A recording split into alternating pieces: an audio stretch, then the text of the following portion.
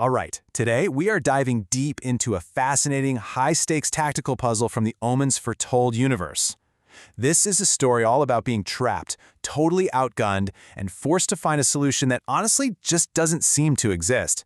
And it all kicks off with one single, chilling transmission. So it starts with this, just this. For our protagonists, Benedictus and his recon unit, this isn't just a warning, it's a wall. An invisible barrier has just been slammed down right across their path.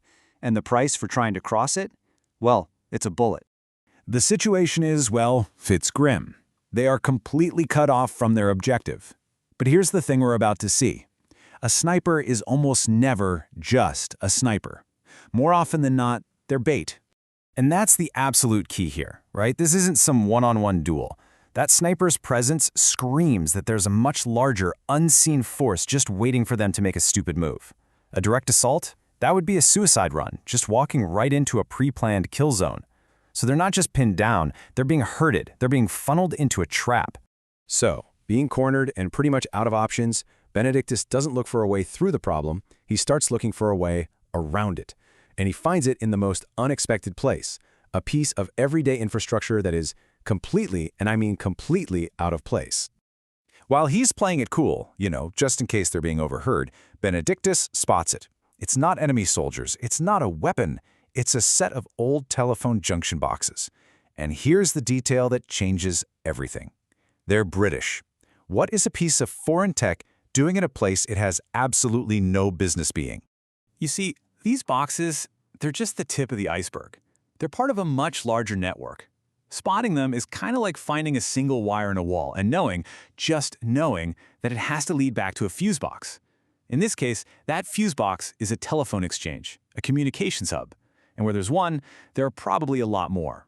This is the number that just blows the whole situation wide open. Benedictus remembers this critical little piece of technical trivia. The optimal range for old copper telephone lines is about 300 meters, which means a connected exchange hub couldn't be more than 600 meters away. And just like that, they have a defined search area, a whole new set of invisible targets. And this, of course, leads to this brilliant, totally unorthodox strategy. If you can't fight the soldiers, fight their ability to talk to each other. Benedictus decides to turn the enemy's own infrastructure against them, weaponizing the very wires that they depend on. So here's the playbook. First, they're going to cut communications south of where they are, so they can operate in silence. Second, they'll flank north, heading towards the suspected ambush. Third, they will systematically take out 2 of the northern exchanges, blinding the enemy network piece by piece. Fourth, that final northern exchange becomes their weapon. They're going to use it to create a massive distraction. And the fifth and final step, destroy it, and just vanish into the night. It's a plan built for maximum chaos, but with surgical precision. Okay, so the plan is set. Now it's time to move from theory to action. This first phase is all about speed, all about silence, and all about setting a rhythm for the rest of the operation. And their efficiency is, well, it's on full display. It takes them just 23 minutes to find, assault, and shut down the first target. The recon unit handles this one alone. It ends with some muffled gunshots and one of the enemy combatants fleeing in terror. A messy start, but hey, it's an effective one. Now, at the second exchange, Benedictus refines the approach. That screaming survivor from the first attack? That was a liability. So this time, they use a little psychological warfare. They actually call the 2 enemy guards and just blast the sounds of a man named Soren Larson screaming into the phones.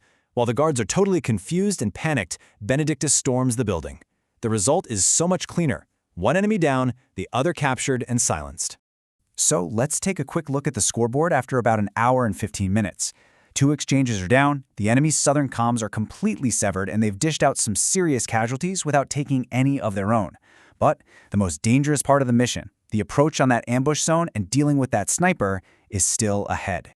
And this, right here, brings us to the real heart of the story. You see, the title of this chapter isn't the telephone exchange, it's what? Exchange rate. This whole tactical breakdown is really just one layer. The other one? It's far more metaphorical. This line from the poem that goes with the chapter, it just captures the central theme perfectly. The British technology, those telephone exchanges, it's both the key to their survival and it's a symbol of this problematic, unwanted foreign influence. It helps them, sure, but it also hinders them. So this just begs the question, right? What does all this really mean? The Brits in the poem are clearly more than just a telecom company. And the exchange rate, yeah, that's not about money. It's about cost. These two ideas are just deeply connected. On one side, you have the literal, tactical exchange, the telephone hubs. But every single action corresponds to this metaphorical exchange rate. Destroying the hubs? That's a metaphor for the cost in human lives versus mission success. Relying on British technology? That represents the steep price of depending on foreign help that always comes with strings attached.